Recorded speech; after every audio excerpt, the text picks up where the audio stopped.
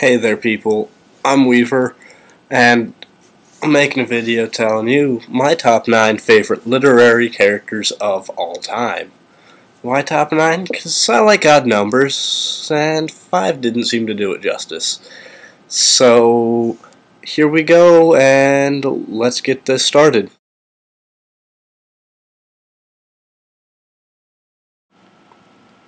At number 9, we have the only character from a play on this list, the Fool from King Lear. While he does only make it halfway through the play, he ends up just kind of disappearing. Or, in the PBS version's case, he gets hung by Gloucester, not the king, sorry about that. And the Fool is one of 2 characters in that entire play that openly speak their mind, and I love characters that do that. It usually doesn't show through all of them, but I do really like characters like that. So, that's why the Fool hangs high at number 9.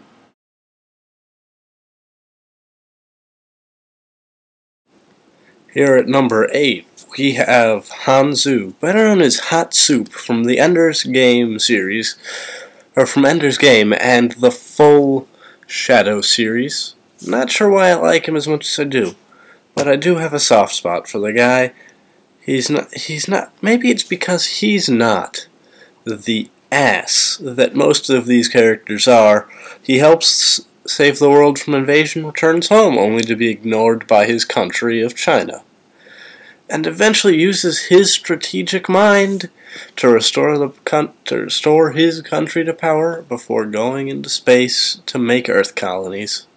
Future of the world seems pretty solid if we keep Ender's Geese around and keep Hot Soup at number 8.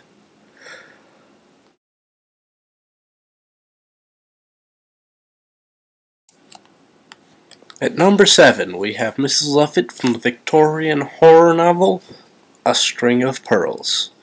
She's the only female character on the list, but I am well aware that not all women are quite that crazy. She's a sadistic pain that enjoys making Soylent Green look fine in comparison. She made a business deal with the murderous Mr. Todd to aid her business ventures of making human pies. She even convinces the people to work for her for the promise of pies, only to lock them in and slowly reveal that the pies are made from people. Like I said, worse than Soylent Green. But her sheer insanity and business model put Mrs. Lovett in the number 7 spot.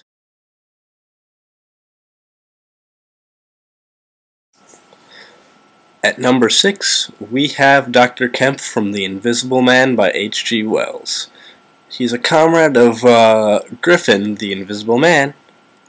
When he realizes that Griffin has gone mad, he informs the police that Griffin runs around in the nude in the middle of winter and kills people.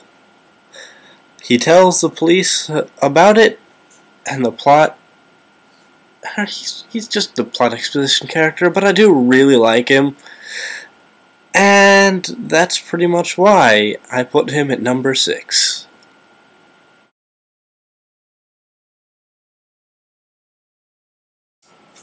At number 5, we have the duo of unlucky robotic engineers from the U.S. Robots and Mechanical Men Company, Powell and Donovan, from Isaac Asimov's I, Robot. They end up under lock and key, under a robot that thinks it's God for all purposes. They have to rescue a robot that's malfunctioned between actions, and to figure out why a robot breaks out into dance when no one's looking at him. Escape from a ship controlled by a childlike robot. Overall, these guys had better get paid well for their troubles, because they seem to keep going through hell. I like these guys, and they love their jobs.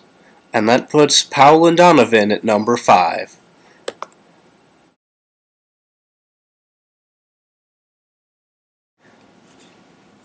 At number 4, we have the only animal to make it onto this list, with Benjamin the donkey from George Orwell's Animal Farm. He's a cynical old ass, and is one of the few animals that remember life before the revolution. And he realizes life wouldn't be any better no matter who's in charge. This donkey could read and write as well as any of the pigs, and he was well aware of what Napoleon is doing. He just didn't care. He didn't think there was any other way that things could get better. He just wanted to live his own life out, and he kept his mouth shut to keep his life going. The smartest animal on the farm, the number 4 spot, not 3, I'm a dumbass, goes to Benjamin the donkey.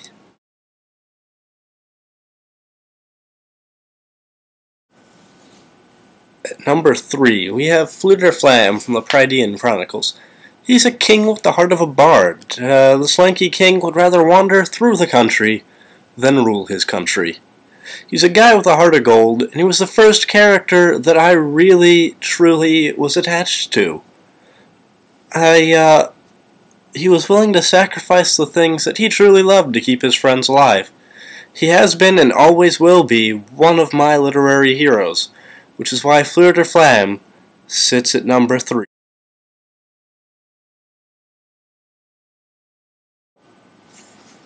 At number 2, we have the most important man in the universe, the only man to survive the total perspective vortex, and former president of the universe.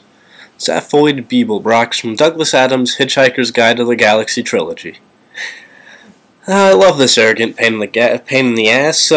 He cut out parts of his own brains to achieve goals he no longer remembers. He's the epitome of a character that's incredibly funny. He goes with his gut, following even the most ridiculous impulses. Maybe that's because I kind of do the same thing, but that's why he's one of my favorite characters, even written into a book where he takes the number 2 spot.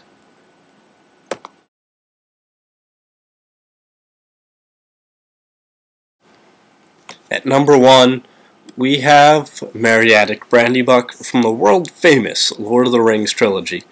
The Hobbit sets the entire conspiracy in motion, and he's by far the smartest of the lot.